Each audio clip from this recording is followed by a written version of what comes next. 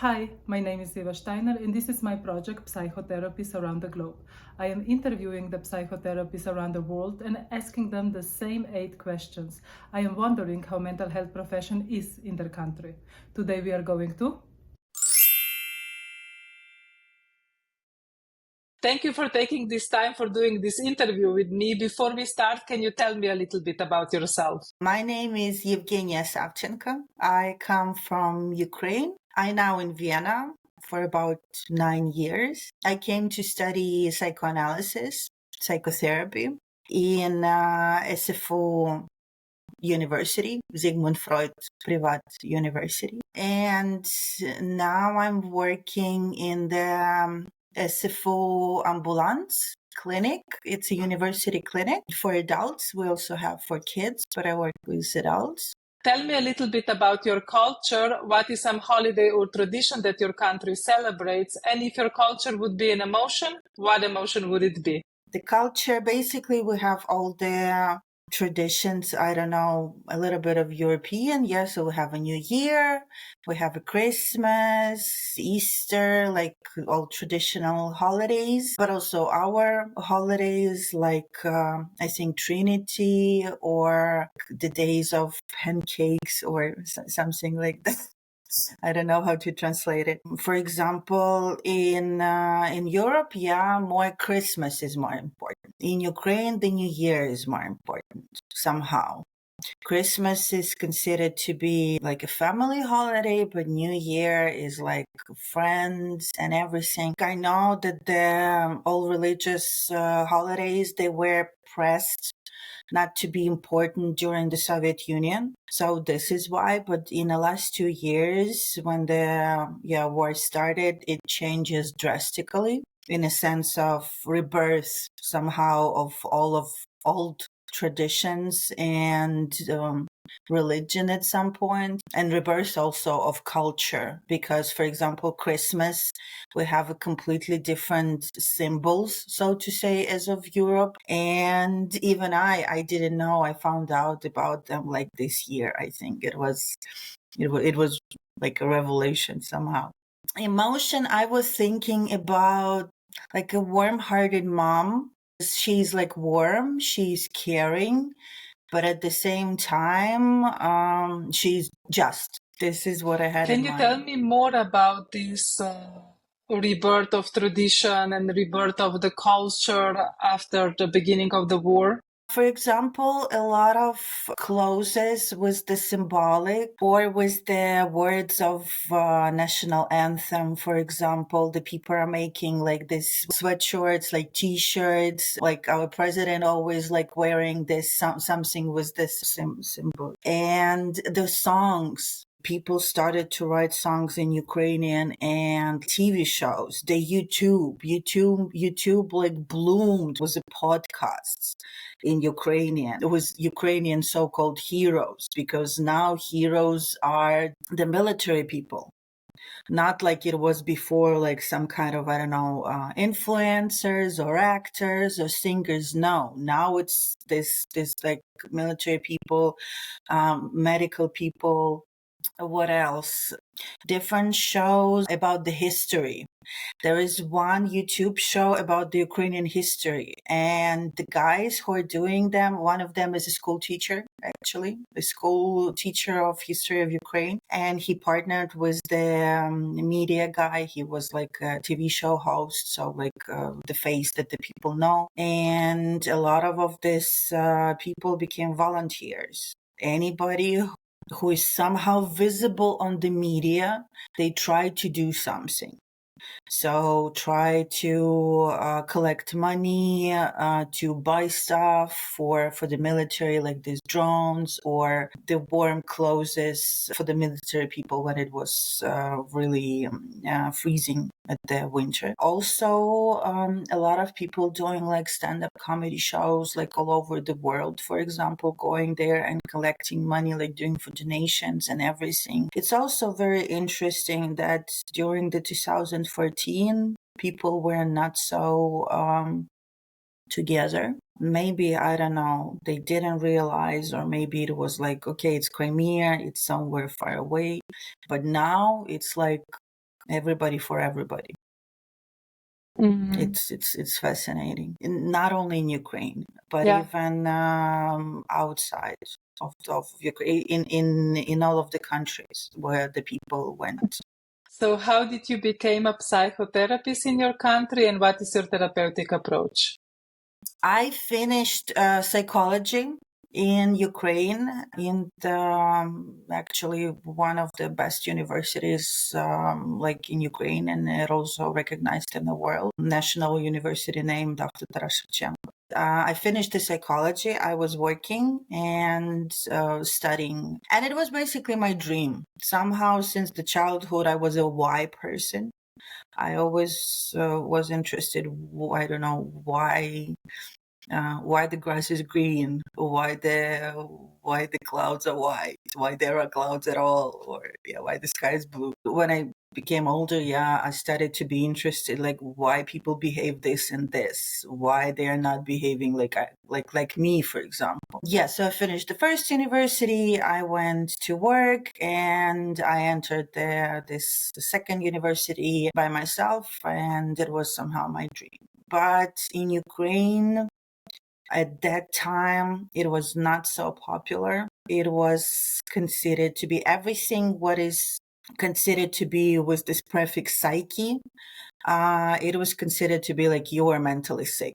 You are like, I don't know, psychopath or schizophrenia. So you have to be in a psychiatry. And there was not so much opportunities to work or whatever. And at that time when I finished, and I think it's still like this a little bit, you could not practice. Like it's mostly theoretical knowledge without any practical one. My favorite class was psychology of personality, because it was somehow closer to what I studied in Vienna. But most of the time we studied like psychology of sport, psychology of, I don't know, advertisement. Nobody even wanted this psychologist at that time. And we don't have a law still or on psychology or psychotherapy. And then I finished and I worked more, and then somehow I think I had a burnout at work.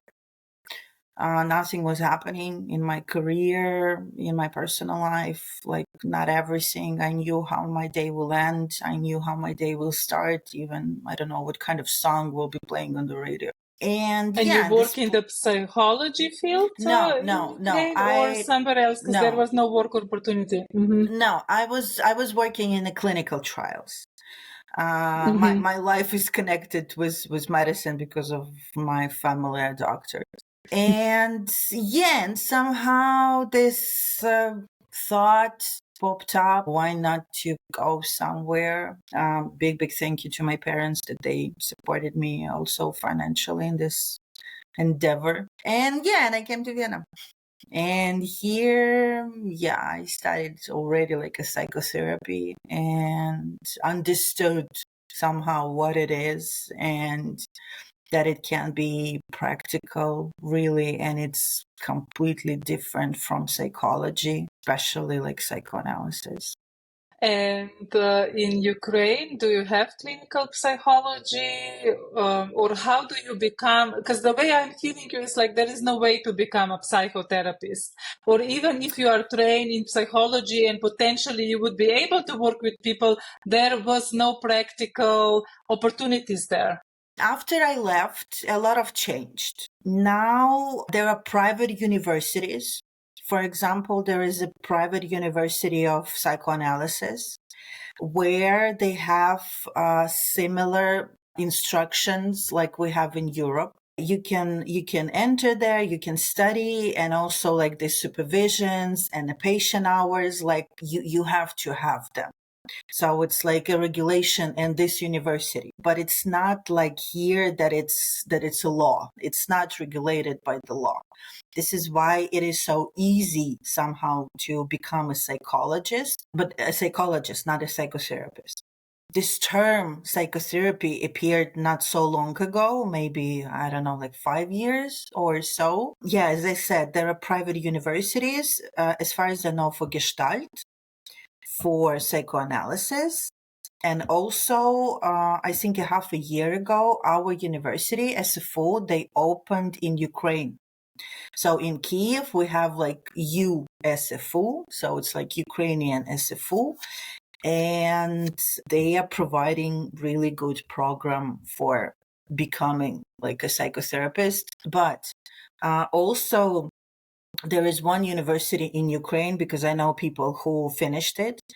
It's in Lviv, in Lemberg. It is called, I think, Christian University. And they are in collaboration with ours. And there, people can become a psychotherapist, and they get this double diploma, like from our university and also from Ukrainian. And also they have the program that the people from there, from this university, can come here to Austria, like for semester. But basically, yes, supervisions, they are not mandatory. Your personal analysis is not mandatory. So people are doing this only for themselves. And if it is asked by the private university. So there is not so many people that can, so to say, legally call themselves a psychotherapist. How society looks upon psychotherapy or any psychological help? As I was saying before, now everything changed. Now, because of the situation and because everybody understands that our nation is basically ruined mentally for the next, I don't know, 50 years, for the next generations. Of course, there is a lot of centers appeared, like psychological help for military people. For example, Masha Efrosinina, it's our social figure, so to say. She was working on the TV a lot of years, but at the same time, she was always like talking about rights of women. And now she organized a program for women survivors who were in captivity, for example, or witnessed physical abuse, sexual abuse, or experienced sexual abuse. And they doing, it is called like Unbroken or something like that. And they are really doing a great job. It's free of charge. Of course, it's hard to get into this program, but at the same time, also different organizations that provide free of charge help, I don't know, for kids or for parents or as I said, for military people or for survivors or who lost their families. Now it is different. Previously, as I said, everything what was connected with the word psyche, it was considered, it's loony bin. This goes from the Soviet Union. In the Soviet Union, there were no such people like mentally sick people. People were very ashamed, and they were putting, I don't know, their relatives or kids or whatever in a countrysides for nobody to see them. Because, the thought in the society was we're a healthy society. Nothing should be wrong with us. Everything should be fine. I think the same was a little bit even with alcoholics. I'm very glad that now it's changing. And I also had, in the times of Corona, a lot of online clients from Ukraine, and they were all like around 20s, 25, 27, like 30. So it's very good that the young generation somehow wants to get to know themselves. I wouldn't say to be healthy, but to get to know themselves. What is your society teaching about child-parent relationship, and whether these values of society also affect how you design your interventions as a therapist? Of course, in my generation, it's different than it's now. Maybe not so different. The parents are right, not always, but they are right. They are the main person, so you have to listen to them. Previously, in my generation, it was even cruel, I would say. It's not so emotional. It was like, I feed you, I provide shelter, I cover your basic needs, but love or care was out of them. somehow the toughness was taught. The life is not butterflies and rainbows and unicorns. And I think what I hear from my friends of my age, it was always like, yeah, you have to study, you have to have a good education if you don't want to be sweeping the streets. So also it was the culture of fear, I would say. Now what I see, it's different. It's more considering the baby as another person with emotions, with desires, with its own character, with wishes, and it's more about talking and more about communicating, but not like ordering. Yeah, like sit, stand, you cannot do it, or you can't do this, or yeah. So it's more like yeah, you cannot do this because this and this will happen. So more of explaining. And the parents are becoming like authority figure, but at the same time, friends, I would say friendly figure, not like it was before. One question, like you describe Ukraine, like the emotion as a warm but just mother. Yeah. Like, is that connected to role of the mother or how motherhood was, how fatherhood was in the past? I would say yes. But also previously, the image was very important. So maybe this warm, yeah, it was for the public, but just it was like in the circle of the family, yeah, for nobody to see. For example, yeah, my family, my grandma was always saying like, you come from the very intelligent family. Intelligent meaning like, I don't know, aristocracy or something. Yeah, like not smart, but yeah. And she meant by this, like, you have to behave. I don't know, dress specifically, behave. Yeah, and especially girls. Man was supposed to only bring money and yeah, be providers, but women were doing everything else. They had to work, they had to have careers, they had to be beautiful, to wear nice clothes, and of course the kids and the husband, they were the image, yeah, the picture of how the family is. If everything is good with them in a sense of, I don't know, clothes and everything, like education, even the private life, if they're married or not, if they had children or not. Oh, it is different, and I'm very, very, very happy about it. Like, I see how my friends who have kids behave with them and bring them up. And if an adult client would come to you and say, I don't want to have contact with my parents anymore, how would you approach as a therapist? I would ask why. As a therapist, we're explorers, we're detectives. We're not judging, we're not giving like some advices. I would ask why. What happened? How long is this going on? Like, in order to understand, is this really true or it's like fantasies? Of course, at some point it's true, yeah, because it's like it's a perception of the client. But at the same time, I've told you before, yeah, that I had a client, and for a year we were talking about her relationship with her parents, like on and off, and only like a month ago or so, I found out that they're hoarders. It's actually a mental illness, mental disease, and I understood why for her it was so distracting, distort to communicate with them. Nevertheless, she wanted to, but this conflict between, yeah, I want to, but at the same time, it brings me so much sadness and distortion in my mental life, in my emotional state, that what should I do? But of course, it's always the decision of the client. What are the learned beliefs regarding client-therapist relationship, and can the relationship continue outside the therapy once the therapy process is over? I can tell you about Ukraine. The beliefs are, you are a doctor. Like, I am a doctor. So as a doctor, I have to provide advices and I have to give an instruction what to do. So still not a lot of people know what psychoanalysis is in Ukraine. The only thing that they know is like Freud, sex, and this is it. Yeah.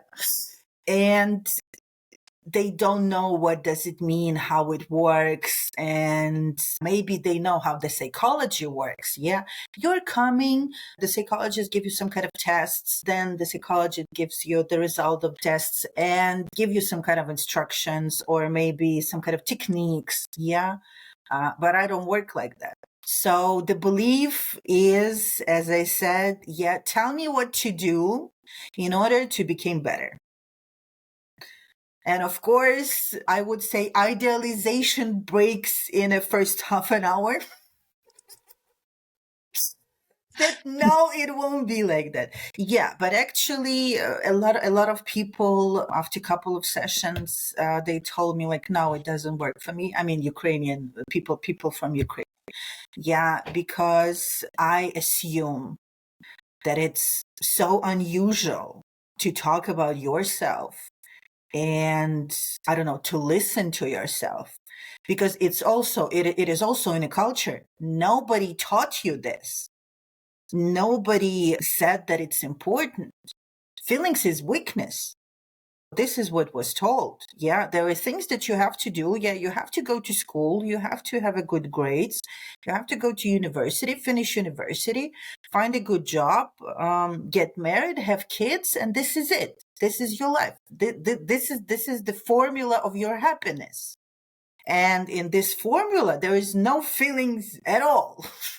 This is why I think for so many people, it is so unusual, as I said, yeah, to talk about their feelings, even though, I don't know, they have feelings. They have the right to feel something, except, I don't know, sadness and fear and aggression, yeah, or lust. Yeah, this basic 5 feelings that we have. Do you feel it's changed now? Because Yeah. I am wondering in a sense of, I do understand that there are some really tough circumstances like losing someone you love, that force you to show emotion because they are so heavy, and you show them. But I notice in people, when time goes by, they suppress again. If they were taught to suppress feelings are not okay. So I'm wondering now, is it different, or is it different because of the circumstances and then it will go back? What is your opinion? I don't know. I hope it will not. And I think it will not, because what I see, what I've learned, even if you have a little bit of therapy, like, I don't know, 1 month, 2 months, 3 months, when you learn this skill, because I think it is a skill, you can learn it. Yeah, we learn our clients this in therapy. Yeah, how to feel, how to name the feelings. I don't think you will forget about it. I don't think you will suppress it. Of course, like for 3 months or for 1 month, it's hard to get rid of all the defenses that protect this. But I think you won't. No, I think it will be changing for better and better and better. I think in order to survive somehow all of that is happening and all that will be happening afterwards, yeah, like this restoration and of the country, of everything, we have to be resilient. And resilience is connected with feelings. It's a quality that you can learn. And I think that basically we're learning now this, a lot of people, with the help of the psychology or psychotherapy. Yeah. Okay, the second part of the question was, can the relationship continue outside the therapy once the therapy process is over? I know the answer for the Austria rules, but I'm wondering how it is in Ukraine, because you mentioned also there is no law for psychology, psychotherapy. I have never this in my practice. And I have only one client. Somebody can say it is like weird situation and I couldn't even take him. He is the son of my mom's coworker, and I know this coworker since I was a kid, and she knows me. but I have never met her son. And yeah, he knew about my existence. I also knew that he exists, but we never met in person. So this is why I decided to take him. Yeah, sometimes I was catching myself that I feel maybe more that I should as a therapist, but we never had like a relationship afterwards. I don't think you can have a relationship. I worked with people from Ukraine, but I worked online, and yeah, we never had a relationship afterwards. But maybe because I already knew the rules, the Austrian ones, yeah, that you can have the relationship only like 5 years after you finish the therapy. But I would say it would be weird for both parties. Maybe for me, not so much, but for them. Yeah, the person that knows so much about you. I don't know the rules in Ukraine, unfortunately, regarding this. And I don't have information from my colleagues about it. But I think that no. Is supervision a must for a therapist in your country?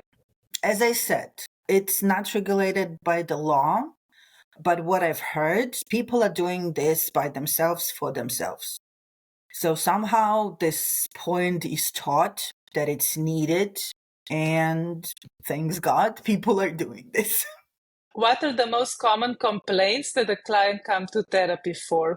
We have, I have a supervision group with two of my colleagues, and it's so weird that one of them, I don't know how, but she became like a queen of teenagers. Somehow teenagers find her, like 16, 17, 15, and the people who want to change their gender. The other colleague, also, I don't know how it happened, but she's a queen of IT guys. She have a lot of like IT professionals, and the main problem is, why IT people go to IT? Because it is easier to connect with a metal than with a person. So it's about like connection, emotions, and everything. I somehow became the queen of people who need to grow up, maybe of my own experience. I don't know. So most of the complaints that I have, it's people come, of course they have some kind of issue, like a question, because I ask them, we need to have some kind of question in order to start to work. For you to concentrate, for me to understand, we cannot start like from the air. But in the process of therapy, it's always, I think it's always in a conflict between what I want and what I have to. So it's basically the conflict between what my parents, my society, my upbringing told me that I have to do and who I have to be, and who I want to be, who I feel, I want to be or I want to do. And I think the people come at this unbearable point when they cannot ignore this wish who I want to be. And why I'm saying this growing up, because it is a moment of separation. It doesn't matter when it happens. Most of my clients, they are 26, 28, 30, 32. So at this age, somehow people start to understand that something is wrong with my life. But of course, also, as I've told you, a lot of them are coming and saying, like, I have this and this and this, help me to get rid of it. If you would share one tool, belief, or approach that is a must-have for you as a therapist, what would that be? I was thinking about it. The first thought that I thought, it's active listening. But okay, I mean, it is important, but without, for example, compassion, without not judgment, it has no value somehow. So I would say the important thing for the therapist is it's the same as in medicine, I think. In a medicine, it is also said like this, like you have to treat not a disease, you have to treat a person. And I think the same is in psychotherapy. You have to treat a person, not a disease, not an issue. Because, for example, if you follow all of the protocol, like you can follow the protocol, but nothing is happening. A lot of my clients are very grateful that I'm a person, that I am not like a classical analyst, that I'm not a mirror, because they can connect.